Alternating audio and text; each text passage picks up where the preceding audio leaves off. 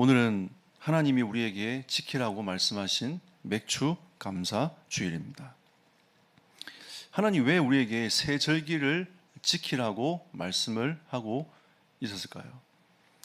이 질문을 또 새삼스럽게 한 주간 동안 해보았습니다. 디모데후서 3장 2절에 보면 이런 말씀이 나옵니다. 말세가 되면 이러한 사람들이 나타난다. 자기를 사랑하게 된다. 그리고 돈을 사랑하게 된다. 하나님보다 자기를 사랑하고 돈을 사랑하고 또 자기를 자랑하고 교만하며 비방한다. 사람들을 비방하는 사람들이 점점 많아진다라고 말세가 되면 이러하다라고 말씀을 하고 있습니다. 그리고 부모를 거역하며 그 다음 말씀이 참 중요한 것 같아요. 감사하지 아니하며 그리고 거룩하지 아니한다. 이렇게 말씀하고 있습니다. 저는 이 많은 3장 2절의 내용 중에 감사하지 아니하며 라고 하는 이 말씀 앞에 우리가 서 보면 좋겠습니다. 하나님이 우리에게 오늘 맥추절을 지키라 이렇게 말씀하셨습니다. 그러면 이 세 가지 절기 중에 오늘은 특별히 이 맥추절에 대한 메시지가 나오는 날입니다. 이 세 절기의 의미를 가만히 보면 다 감사와 연결이 되어져 있습니다. 유월절은 무엇입니까? 하나님이 이 재앙을 내려서 이스라엘 백성들을 구원하겠다는 하나님의 계획이 있는 것이 유월절 사건 아닙니까? 그래서 어린 양이 피를 바른 가정은 재앙이 다 넘어갔고 어린 양의 피를 바르지 않는 현장은 재앙이 임하게 되었습니다. 하나님이 유월절 사건을 통해 가지고 이스라엘 백성들을 애굽에서 나오게 만들어서 하나님의 약속의 땅 가나안을 향하여 가도록 하나님께서 인도해 주신 거죠. 그들은 또 홍해도 건너갔습니다. 그리고 40년 동안에 하나님이 이스라엘 백성들을 지키시고 보호해 갔습니다. 이 모든 과정이 새 절기 안에 속해져 있는 것이죠. 그래서 우리는 어떤 감사를 해보게 되냐? 사실은 우리에게는 아무 응답이 없어도 또 우리에게 문제가 많아도 사실은 이 구원받은 것만으로도 하나님께 감사할 수 있어야 됩니다. 오늘 아침에 새벽 기도를 마치고 가만히 혼자 앉아서 여러분들도 기도하고 그리고 제 인생 과거를 다시 한번 돌아봤습니다. 내가 만약 이 복음을 받지 못했다면 어떠한 삶을 살았을까? 옛날에 내가 시달렸던 그 영적인 상태, 그리고 내가 옛날에 받았던 그 트라우마, 이런 것들이 나를 계속 휘감았을 거예요. 그리고 그게 나의 인생이 되고 나의 지금의 모습이 되었을 것 같다는 생각이 들었습니다. 그런데 어쨌든 간에 하나님이 나의 인생을 구원하신 거 아니겠습니까? 참 이것만 해도 얼마나 감사한지. 나는 어디로 가야 될지 몰랐고 내가 과연 이 복음의 메시지를 들음에도 불구하고도 이게 믿어지지 아니하니까 더 답답하더라고요. 그냥 불신자처럼 길을 찾지 못하면 방황이라도 할 텐데 교회 안에 있다 보니까 방황도 제대로 못하고 그냥 길도 찾지 못하고 더 답답한 상황에 놓여 있는 나의 모습이었다는 거죠. 여러분, 종교 생활이 힘든 거 아시지 않습니까? 우리가 진짜 그리스도 예수 안에서 자유함을 입고 하나님을 만나는 신앙생활을 해야 되는데 종교 생활을 해버리면 이게 얼마나 힘든 삶입니까? 제가 구원을 받지 못했다면, 그리스도가 믿어지지 않았더라면, 내가 그리스도를 영접하지 못했다면 저는 옛날처럼 그 종교 생활에 빠져가지고 살았을 겁니다. 제가 사실 고등학교 3학년 때 하나님을 만나지 못한 그 상태에 있을 때에 제가 어떤 생각을 했냐면 대학을 서울로 가야 되겠다. 그래서 아예 교회를 떠나야지. 이런 마음을 제가 먹어들였습니다. 그런데 고등학교 3학년 때 하나님을 만날 수밖에 없는 이런 상황으로 하나님이 저의 인생을 이끌어갔어요. 아마 진짜 그때 하나님을 못 만났으면 제가 완전히 타락의 길로 갈까봐, 하나님을 버릴까봐 하나님이 나의 인생을 만나 주신 거죠. 참 이 유월절을 생각해 보면 그게 늘 생각이 납니다. 우리가 구원받은 게 얼마나 감사합니까? 그리고 가만히 생각해 보면 하나님이 나를 위하여 십자가를 지셨네. 이 십자가 사건을 묵상할 때마다 또 하나님께 감사하고, 또 어떨 때는 이게 잘 안 부딪혀 오니까 이 구원의 감격, 감사 이게 잘 안 일어나니까 또 점점 나의 인생이 하나님과 관계없는 삶을 살려고 하는 그런 모습도 보이더라고요. 그래서 하나님이 유월절을 다 지키라고 말씀했구나. 그래서 너희가 늘 구원의 은혜에 대한 감사와 감격을 늘 가지고 살아라고 우리에게 말씀하고 계시는구나. 자, 그리고 이 맥주제의 의미는 밀을 첫 이제 거두어 드리는 그날을 기념해서 하나님께 감사하는 것입니다. 이게 77절이라고 하거든요.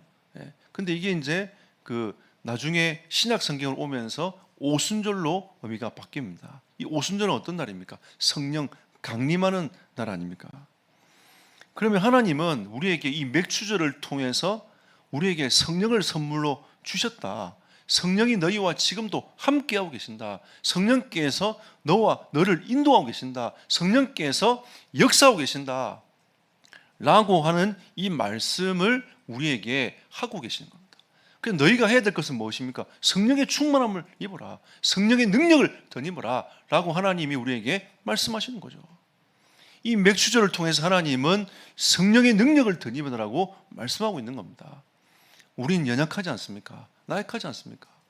뭔가 계속 한계에 부딪히고 뭔가 해보지만 잘 안 되는 것을 굉장히 많이 느끼잖아요. 이거 해봐도 안 되고 저거 해봐도 안 되고, 때로는 좀 되는 것처럼 보이지만 또 금방 한계에 부딪히고. 하나님께서 우리에게 성령을 의지하고 성령의 능력을 덧입으라. 그래야 하나님이 주시는 세계복음화의 증인이 될 수 있다. 이렇게 말씀하고 계시는 겁니다. 마지막으로 이 세제기 중에 장막절을 지키라고 하는 거죠. 이 장막절은 장막을 진짜 텐트를 쳐놓고 거기서 가족과 함께 사는 겁니다. 하나님이 광야 40년 동안에 이스라엘 백성들을 이끌어 오셨다. 하나님이 광야 40년을 이끌어 오신 것처럼 너희가 이 땅에, 언약의 땅에 있는 동안에 내가 매년 너희의 삶을 지키고 인도해 갈 것이다. 라고 하는 이 의미가 장막절의 의미가 되는 것입니다. 자, 그러면 이 모든 것이 하나님께 감사하라고 우리에게 말씀하시는 거 아닙니까? 지금 이 시대가 감사치 못하는 시대가 되었습니다. 어느 날 마음이 강팍해져 가지고 감사치 못하고 있어요. 여러분, 이번 한 주간 동안 우리가 하나님께 진정한 감사를 회복하는 맥주절이 되시기를 예수 이름으로 축복합니다. 이 성령의 뜨거움으로, 성령의 은혜로 말미암아 진정한 감사를 회복하는 은혜가 있길 축복합니다. 그리고 저는 선교 갈 때마다 늘 이런 생각이 듭니다. 참 감사하다. 왜? 참 이 부족한 사람이 하나님 앞에 이 선교적인 응답을 받는다는 것이 참 얼마나 감사한가. 이런 생각이 늘 들어요. 그리고 주의 일을 할 때마다 참 하나님께 감사하다. 때로는 막 스트레스 받기도 하고 그렇습니다. 이 스트레스 받는 게 뭐 일이 안 되고의 문제가 아니라 이 인간관계의 문제 때문에 막 스트레스가 막 될 때가 있어요. 그래도 가만히 앉아서 생각해 보면 참 내가 무엇이 간데 하나님의 일을 할 수 있겠는가. 하나님이 나를 이 땅에 있게 하신 이유가 다른 게 아니라 하나님의 나라를 위하여, 나를 하나님께서 이 일을 하라고 나를 이 땅에 두신 이유가 아니겠는가. 아니면 하나님이 나를 벌써 불러갔지 나를 이 땅에 두겠냐. 내가 하나님이 주시는 진짜 이 은혜를 가지고 한번 이 하나님의 일을 한번 해보자. 요즘 제가 일에 대한 스트레스를 굉장히 많이 받고 있습니다. 왜냐하면 저는 행정력이 별로 없어요. 근데 지금 제가 행정을 하고 있으니까 거기에 따른 이 스트레스가 계속 와요. 근데 하나님이 제게 계속 하시는 얘기가, 그동안 너의 인생을 내가 인도해 왔지 않느냐. 내가 너에게 그걸 허락했을 때는 너가 이 일이 부족하기 때문에 갱신의 기회로 삼아야 될 것이다. 이게 하나님이 제게 주신 메시지입니다. 그래서 지금 이거를 갱신의 기회로 삼기 위해서 계속 그 걸음들을 걸어가고 있습니다. 여러분, 한 주간 동안 우리 진짜 감사하고 또 감사하고 또 구원의 감격과 감사 속에 넘쳐 흐르는 이 감사의 축복이 임하기를 예수 이름으로 축복합니다. 저는 이 사무엘상 22장을 보면서 이런 생각이 들었습니다. 참 사울이 악하다. 참 사울이 악하다. 이 제사장을 죽이는 도륙하는 일을 하는 게 오늘 22장 내용 아닙니까? 참 사울이 악하다. 우리가 진짜 하나님의 축복을 받았음에도 불구하고도 왜 이 사울이 그 악한 길을 걸어갔어야 했을까? 이 고민에 쌓여가지고 계속 묵상을 하다 보니까 하나님이 제목을 우리는 축복받은 하나님의 자녀다. 우리가 이 하나님의 은혜를 놓치고 감사를 놓쳐버리면 어느 날 자꾸 영적인 흐름에 잡혀가지고 또 자기를 사랑하고 돈을 사랑하고 자랑하고 비방하고 교만하고 부모를 거역하고 감사하지 아니하고 거룩하지 아니한 삶을 살아갈 거 아니냐. 그래서 하나님이 오늘 우리에게 주시고자 하는 메시지는 나는 축복받은 하나님의 자녀다. 우리는 축복받은 하나님의 자녀다. 이걸 가슴에 딱 담으라고 오늘 하나님이 우리에게 말씀하시는 겁니다. 그래서 하나님이 우리에게 주신 축복이 무엇입니까? 아브라함에게 주신 축복이 우리의 축복이 아니겠습니까? 아브라함이 하나님이 어떤 축복을 주셨습니까? 너를 통하여 메시아의 언약이 이루어질 것이다. 우리도 지금 이 걸음을 걸어가고 있습니다. 천국 복음이 땅까지 증거되어지면 그제야 끝이 오리라. 주님 재림에 대한 이 메시아의 언약을 우리는 그 언약을 굳게 붙잡고 걸음을 걸어가고 있는 겁니다. 70제자 찾아서 70종족까지. 이 응답이 2, 3, 7과 5천 종족까지 쫙 뻗어가야 됩니다. 저는 지난주에 정재 선교사를 만나면서 다음에는 우리 니아스 지역으로 한번 가봅시다 할 때 가슴이 뛰더라고요. 5천 종족 안에 있는 니아스일 수도 있으니까. 근데 제가 연구를 조금 해보니까 니아스가 이미 복음이 들어간 종족이더라고요. 그러면 하나님이 그 현장에 어떻게 이 복음이 들어오도록 했을까? 참 이 어두운 이 인도네시아 땅에 하나님이 어떻게 이 복음이 들어오도록 했을까? 또 기대가 되는 거죠. 제가 예전에 이 마나도라는 지역을 가보니까 이게 전 인도네시아 전역에 그 70%의 목사들이 거기서 배출이 됐어요. 그러니까 어떻게 보면 하나님이 인도네시아 복음화를 위한 영적 심장이 마나도 지역인 겁니다. 가슴이 막 뛰는 거예요. 하나님이 우리나라보다 앞서 이 복음이 인도네시아에 들어오게 하시더니 여기를 하나님이 복음의 성지로 만들어가지고 70%의 목회자를 만들어내어서 인도네시아 18,000개가 넘는 섬으로 이 복음이 들어갈 수 있도록 하나님이 만들어 가시는구나. 그게 하나님의 계획이 딱 보이는 거예요. 하나님은 이 메시아의 언약을 여러분과 저를 통하여 이루어 가기를 원하십니다. 그래서 우리나라 200만이 넘는 다민족이 들어와 있습니다. 근데 더 놀라운 게 뭔지 아세요? 그 지금 들어와 있는 17개국의 나라의 그 사람들이 다 미전도 종족에 속해 있는 종족들입니다. 하나님이 우리나라의 다민족들 다 불러가지고 오게 만들어서 이 생명의 복음이 들어가도록 하나님이 만들어 가시는 거죠. 얼마나 복됩니까, 여러분? 얼마나 우리가 축복받은 나라에 살아가고 있습니까? 하나님이 주신 이 은혜와 축복이 크지 않습니까? 제가 동남아만 갔다 오면 설사를 계속해요. 이번에도 갔다 와가지고 고생을 좀 며칠 동안 계속 했습니다. 그런데도 가는 이유가 뭐냐면 하나님의 언약이 현장에 있기 때문입니다. 가면 사실 좀 불편합니다. 기후도 안 맞고 힘들고. 근데 하나님이 그 현장에서 이 복음이 증거될 때에 하나님의 나라가 임하고 주님 재림하는 이 일이 빨리 당겨지기 때문에 우리가 그 길을 걸어가는 것입니다. 우리가 이 축복을 받은 하나님의 언약의 백성이 아니겠습니까? 그리고 하나님은 아브라함에게 복의 근원이 될 것이다. 하나님은 여러분을 통해서 이 그리스도의 복음이 빛이 비춰지도록 만드신 거죠. 참 축복 아닙니까? 여러분을 만난 사람들이 그리스도의 빛을 받는 은혜를 받게 될 것입니다. 그리고 모든 민족이 너로 말미암아 복을 받을 것이다. 참, 할렐루야. 예전에는 이 말씀이 잘 안 믿어졌어요. 뭘 그럴까? 내 꼬라지를 바라면서. 소크라테스가 생각나더라고. 네 꼬라지를 알라. 그러니까 자꾸 이게 자꾸 메시지로 계속 들어오는 겁니다. 네 뭐 모습 쳐다보고 있으면 뭐 가진 게 뭐 있냐? 지금 네 꼬라지를 봐라. 근데 어느 날 이 말씀이 내 마음에 딱 믿어지더라고요. 하나님이 나를 통하여 모든 민족이 너로 말미암아 복을 받을 것이다. 아멘. 하나님이 우리에게 주신 축복입니다. 절대 여러분 포기하지 마세요. 절대 여러분 연약하지 않습니다. 여러분이 진짜 믿음을 딱 고백하고 기도하고 있으면 하나님은 문을 쫙 열어가실 겁니다. 저한테 많은 성도들이 하신 얘기했습니다. 목사님, 저는 기도밖에 할 게 없어요.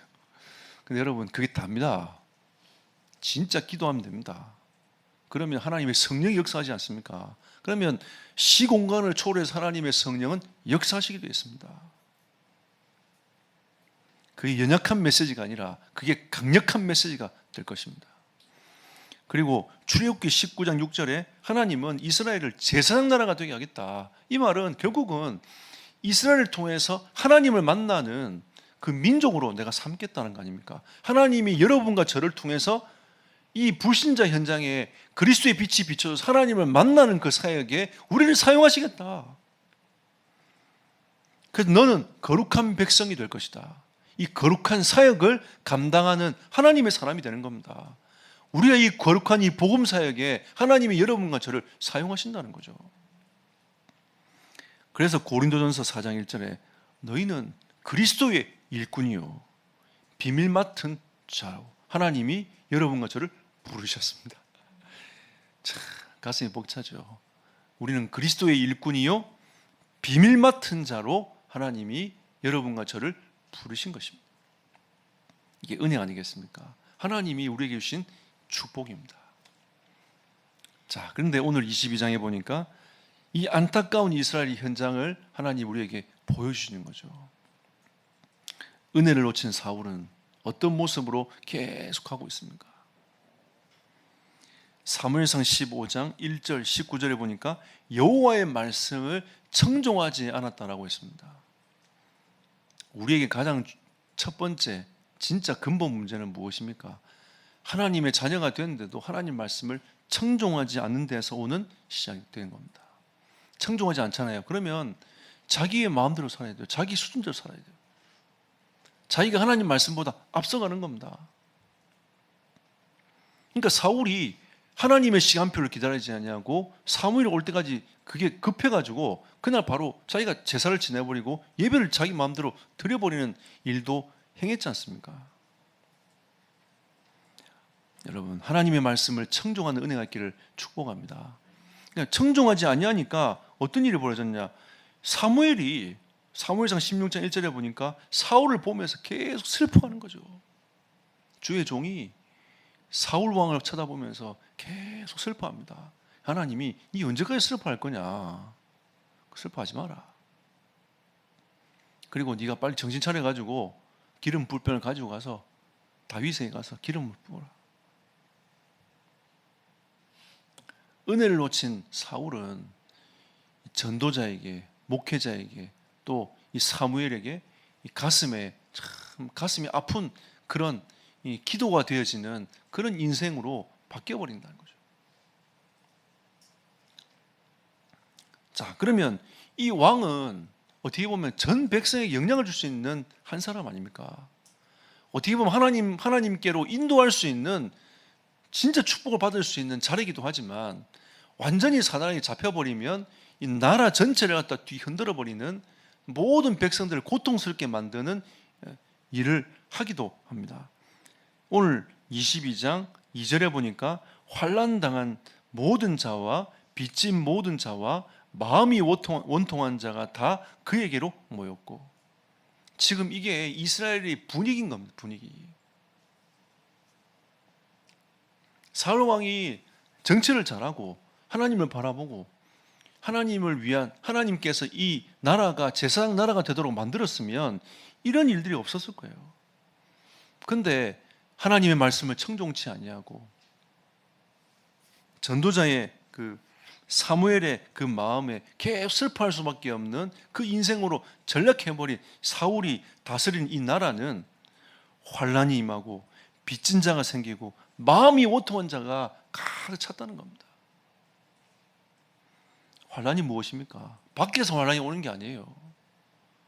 내가 예수를 믿었기 때문에 환란을 받는 게 아닙니다. 안에서 오는 환란입니다. 핍박이 계속 가해지는 걸 보고 환란이 온다는 거거든요.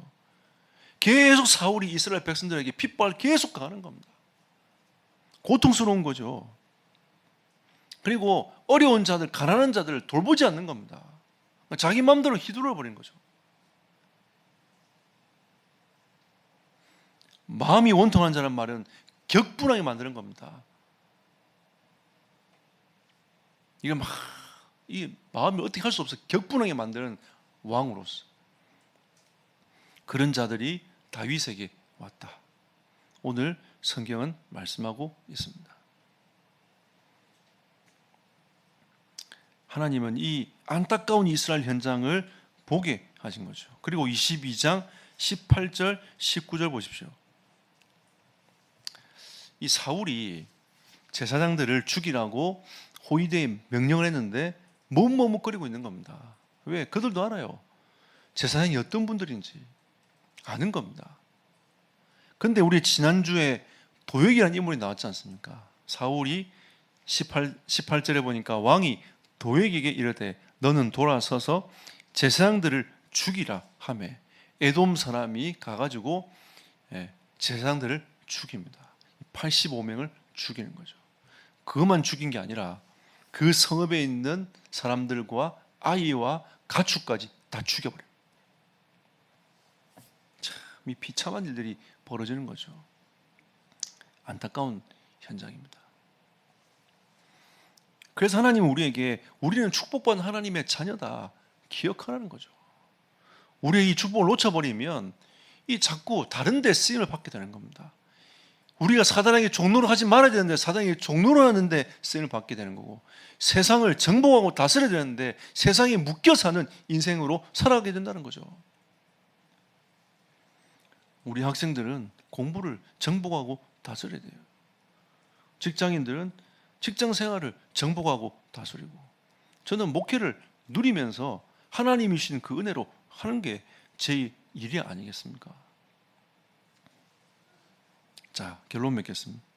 그래서 하나님 우리에게 이 복음을 누리라고 말씀하고 있는 것입니다. 여러분, 진짜 복음을 누리는 은혜의 사람이 되시기를 축복합니다. 복음 누린다는 말이 무슨 말입니까? 구원의 은혜를 누리는 겁니다. 여러분, 요한복음 3장 16절을 가만히 묵상해 보십시오. 하나님이 세상을 이처럼 사랑했는데 독생자를 보냈다고 했습니다. 이 독생자의 의미는 우리를 구원할 자가 단 한 분밖에 없다는 겁니다. 이게 독생자의 의미예요. 단 한 분밖에 없는 그 독생자 되시는 예수님을 나의 죄를 대신하여 십자가에 못 박혀 죽인 겁니다. 누가? 하나님께서. 그리고 로마서 5장 8절에 보니까 우리가 아직 죄인 됐을 때, 우리는 지금 21세기를 살아가고 있지 않습니까? 한참 2000년 전인 그 사건을 우리가 아직 죄인 되어 있는데, 나는 지금 죄인인데 하나님은 예전에 나를 위하여 십자가에서 나의 모든 문제를 끝내버렸어요. 성경은 우리에게 뭐라고 하냐? 너는 죄인이다. 어떤 죄인이냐? 하나님을 떠나서 영원히 저주받을 수밖에 없는 죄인이라는 겁니다. 이 구원의 은혜 앞에 머물러 있어라. 제가 어느 날 이 요한복음 3장 16절 가지고 수위를 뒹굴러 봤습니다. 왜? 안 부딪혀 오니까. 무디 목사님은 이 요한복음 3장 16절 갖고 3박 4일을 설교를 했는데 많은 사람들이 회심했대요.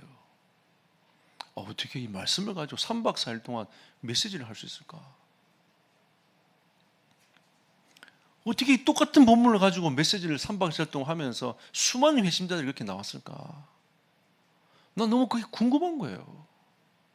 이해도 안 되는 건, 내 머리는 도저히 이해가 안 되는 겁니다. 어떻게 한 말씀 가지고, 근데 나에게는 이 말씀이 너무 멀리 떨어져 있는 겁니다. 하나님이 세상을 이처럼 사랑하사 독생자를 주셨다는데 나에게는 이 구원의 은혜와 감격이 너무 멀리 떨어져 있는 겁니다. 근데 어느 날 이 십자가의 일이 나에게 계속 밀려오는 겁니다. 이 은혜가 계속 밀려와요. 제가 얼마나 울었는지 모릅니다. 그 대학생 때 참 많이 울었어요. 야, 진짜 이 복음이, 이 은혜가 나에게 왔구나. 내가 그 수업 시작하기 전에 혼자 하는 그 묵상의 그 시간에 계속 울었습니다. 그리고 이 말씀을 묵상할수록 야, 이 은혜가 계속 더해져 오는 거죠. 지난 주간도 이 말씀 묵상하면서 참 하나님 은혜가 크다.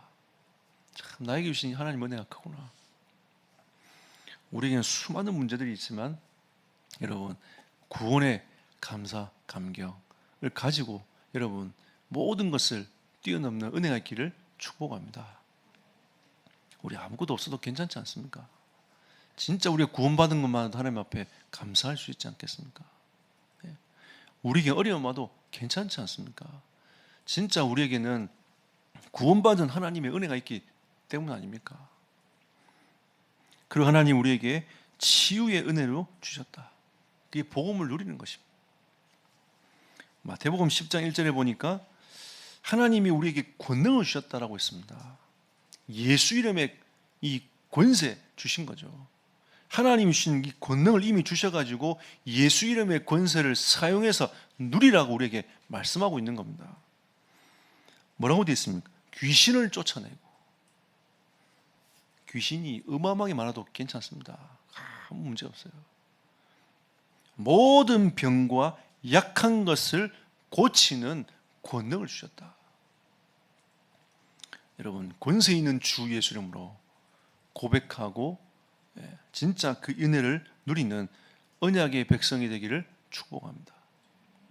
저는 당장 응답이 안 와도 내 아픈 부분에 예수 이름 붙잡고 기도합니다.